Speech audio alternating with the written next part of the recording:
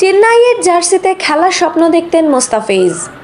2016 সাল থেকে আইপিএলের নিয়মিত মুখ মোস্তাফিজুর রহমান। খেলেছেন বেশ কয়েকটি ফ্র্যাঞ্চাইজিতে। চলতি আসরে মাঠ মাতাচ্ছেন চেন্নাই সুপার কিংসের জার্সিতে। মহেন্দ্র সিং ধোনিদের দলে খেলার স্বপ্ন নাকি আগেই দেখতেন টাইগার পেসার। ফিজ নিজেই জানিয়েছেন এমনটা। চেন্নাইয়ের সামাজিক যোগাযোগ মাধ্যমে প্রকাশ করা এক ভিডিওতে নিজের বেড়ে ওঠার গল্প, নিলাম থেকে চেন্নাইয়ে ডাক পাওয়ার পরের অনুভূতি, মহেন্দ্র সিং ধোনিদের সঙ্গে আলোচনা ও দলের অভ্যন্তরীণ আবহ নিয়ে কথা বলেছেন তারকা পেসার।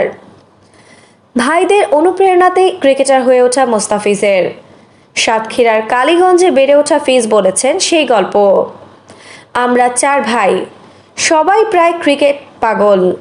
ভাই এলাকার বিভিন্ন দলের সাথে খেলা নিত।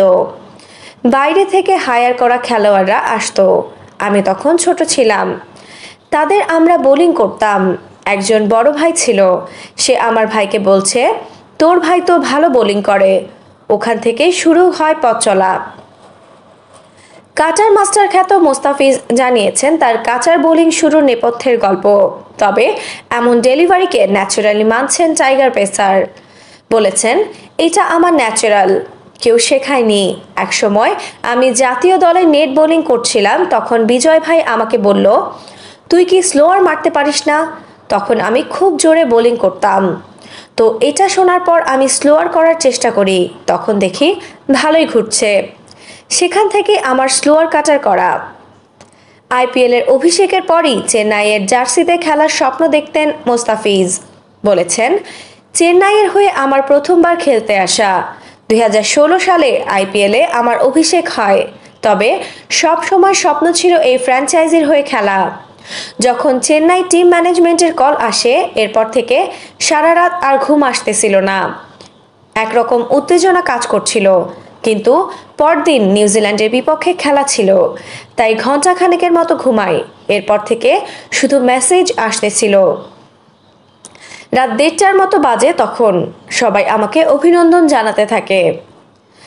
চেন্নাইয়ের ক্রিকেটারদের পারস্পরিক সম্পর্ক ও ধোনি ব্রাভোদের সঙ্গে সম্পর্ক নিয়েও ভিডিওতে কথা বলেছেন ফিজ। তার ভাষ্য, এখানকার সবাই খুব আন্তরিক, বন্ধুত্বপূর্ণ সম্পর্ক। জাতীয় দলে যেমন সবার সঙ্গে বন্ধুত্ব, তেমনি এখানেও শুরু থেকে আমার অস্বস্তি লাগেনি।